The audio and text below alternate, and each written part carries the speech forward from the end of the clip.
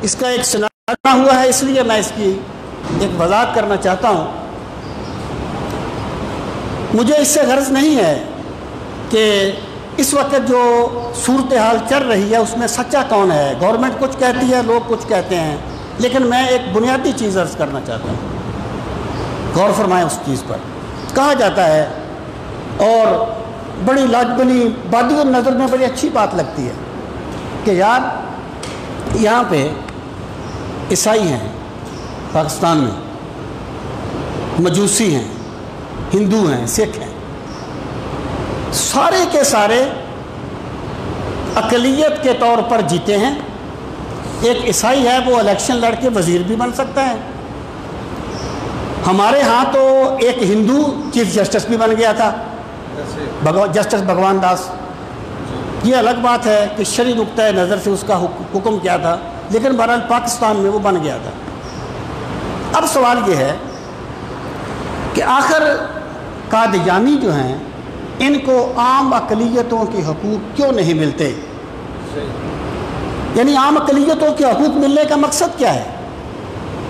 کہ پھر ایک قادیانی بھی الیکشن لڑے گا، وہ بھی اسمبلی میں پہنچے گا، وہ بھی وزیر بن سکے گا، اور وہ اپنے عقائد کا برملا اظہار کر سکے گا، جیسے عیسائی اپنے چرچوں میں کرتے ہیں، سارے لوگ کرتے ہیں۔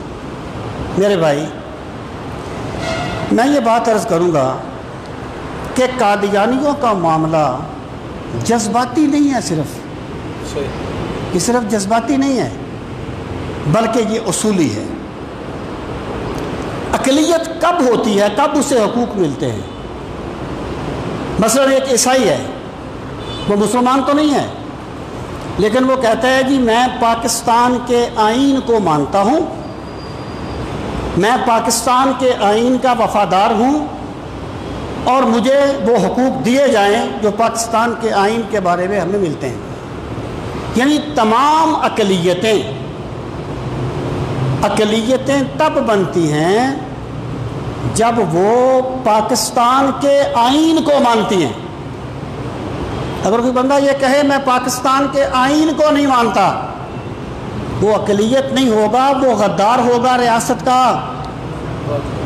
اور غدار کو سزا دی جاتی ہے، حقوق نہیں دیے جاتے۔ ریاست کا غدار حق نہیں لیتا، سزا پاتا ہے۔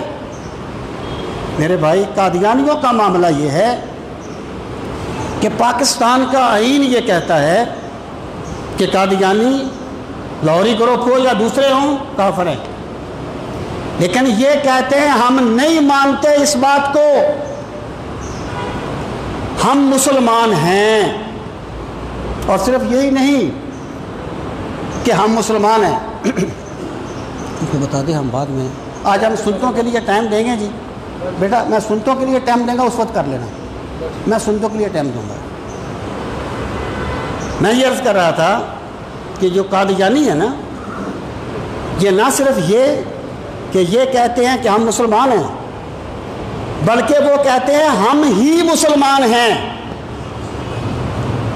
اور ان کی تعلیمات کے مطابق جو حضرت موسیٰ کو نہ مانے وہ کافر، حضرت عیسیٰ کو نہ مانے وہ کافر۔ وہ کہتے ہیں جیسے حضرت موسیٰ کو نہ ماننے والا کافر ہے، حضرت عیسیٰ کو نہ ماننے والا کافر ہے، رسول کریم علیہ الصلوۃ والسلام کو نہ ماننے والا کافر ہے، ایسے ہی بقول ان کے مرزا قادیانی کو نہ ماننے والا بھی کافر ہے۔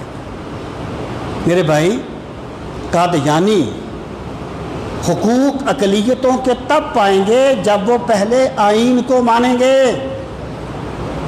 وہ آئین کے غدار ہیں، وہ اپنے آپ کو ان کا خلیفہ مرزا جو انگلینڈ میں ہے اعلان کر دے کہ جی ہم مسلمان نہیں ہیں، ہم مسلمان نہیں ہیں، ہمارا ایک مذہب ہے اسلام کے مقابلے میں، اور قادیانی یہ کہیں کہ ہم مسلمان نہیں ہیں، تو پھر انہیں اقلیتوں کے حقوق دینے پر کسی کو اعتراض نہیں ہوگا۔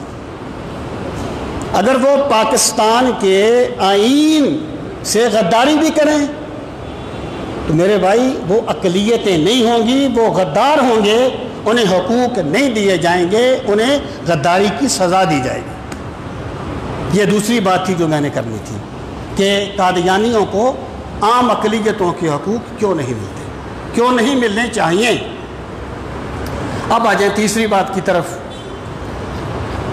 کہ کیا حدیث پاک کی روشنی میں کوئی ایسی بات ہے کہ 12 مئی کو جب ثریا ستارہ طلوع ہوگا تو کرونا ختم ہو جائے گا؟ میں یہ بات عرض کروں گا کہ اس کی بنیاد بعض روایات ہیں، اس پر سوشل میڈیا پہ بہت کچھ ہے، آپ نے بھی اس کو دیکھا ہوگا۔ میں نے اسپیشلی بھی اس مسئلے کو سرچ کیا ہے اور بہت سے حوالے بھی میں نے لکھے ہیں، تو میرے پاس سیو ہیں اگر کوئی دیکھنا چاہے۔ اس کی بنیاد یہ ہے، ایک حدیث پاک ہے کہ رسول کریم صلی اللہ تعالیٰ علیہ وآلہ وسلم نے فرمایا اذا طلعت الثریا، کہ جب ثریا ستارہ طلوع ہوتا ہے تو تذہب الآہا، اس وقت آفت ختم ہو جاتی ہے۔ اور یہ جو شرح معنی والآثار کی عبارت ہے اس میں ان کل بلد، ہر شہر سے، یعنی جب ثریا ستارہ طلوع ہوتا ہے تو ہر شہر سے آفت اور مصیبت ختم۔ لیکن نومبر کے مہینے میں وہ سورج کے اتنا قریب آ جاتا ہے کہ وہ نظر نہیں آتا، اور یہ ہمارے علماء نے 12 مئی کی تاریخ بھی لکھی ہے کہ 12 مئی کو وہ پھر دوبارہ نظر آنے لگتے ہیں۔ تو دوبارہ نظر آنے کو طلوع ثریا سے تعبیر کیا گیا ہے۔ اب آ جائیں اس سے مراد کیا ہے۔ میرے بھائی، بات یہ نہیں تھی کہ رسول کریم صلی اللہ تعالیٰ علیہ وآلہ وسلم سے پوچھا گیا ہو کہ یا رسول اللہ صلی اللہ علیہ وسلم، فلاں شہر میں ایک وبا پھیل گئی ہے، وہ کب ختم ہوگی؟ تو آپ نے فرمایا جب ثریا ستارہ طلوع ہوگا تو وہ وبا ختم ہوگی۔ ایسا نہیں تھا۔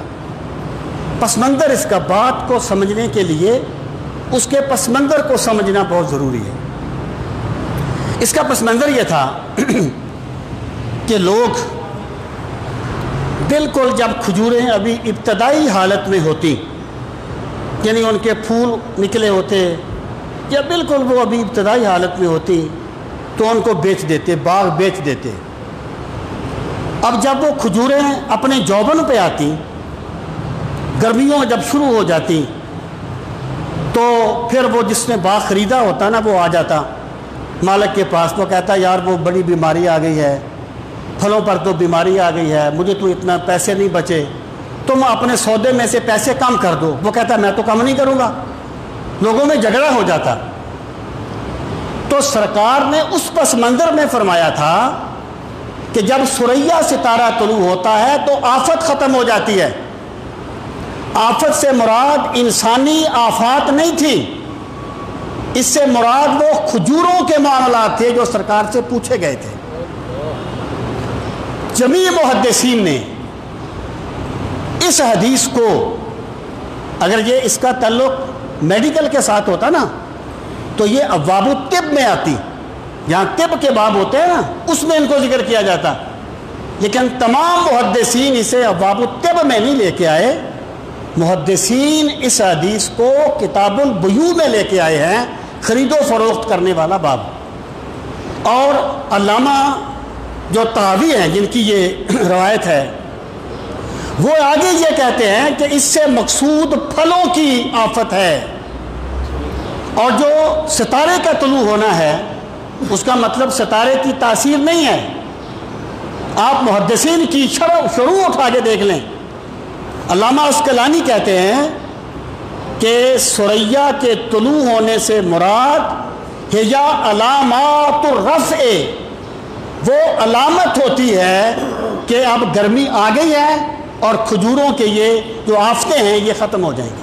تو میں یہ عرض کرنا چاہتا ہوں، اگر رسول کریم صلی اللہ علیہ وسلم نے فرمایا ہوتا اور یہ چیز صحیح حدیث سے ثابت ہوتی تو پھر ویسے ہی ہوتا جیسے میرے آقا نے فرمایا، لیکن اگر سرکار نے یہ بات فرمائی نہیں ہے۔ جمیع محدثین کو آپ دیکھ لیں، انہوں نے آفت سے مراد کھجوروں کی آفت لی ہے، اگر کہیں کل بلد کا لفظ آیا ہے تو کل بلد الحجاز مراد لیے گئے ہیں، کیونکہ یہ جو 12 مئی کا دن تھا، عرب میں یہ گرمی اپنی پیک پہ پہنچ جاتی تھی۔ تو اس حدیث پاک کا مقصود صرف اور صرف کھجوروں کی اس آفت کو بیان کرنا ہے۔ میرے بھائی، اس کا کوئی تعلق کرونا کے ساتھ نہیں ہے۔ ہم اللہ سے دعا کرتے ہیں کرونا آج ختم ہو جائے۔ اگر 12 مئی کو کرونا ٹوٹلی طور پر اللہ کرے ختم ہو جائے تو اس کا مقصد موسمی تغیر ہوگا، اس کا کوئی تعلق اس حدیث کے ساتھ نہیں ہوگا۔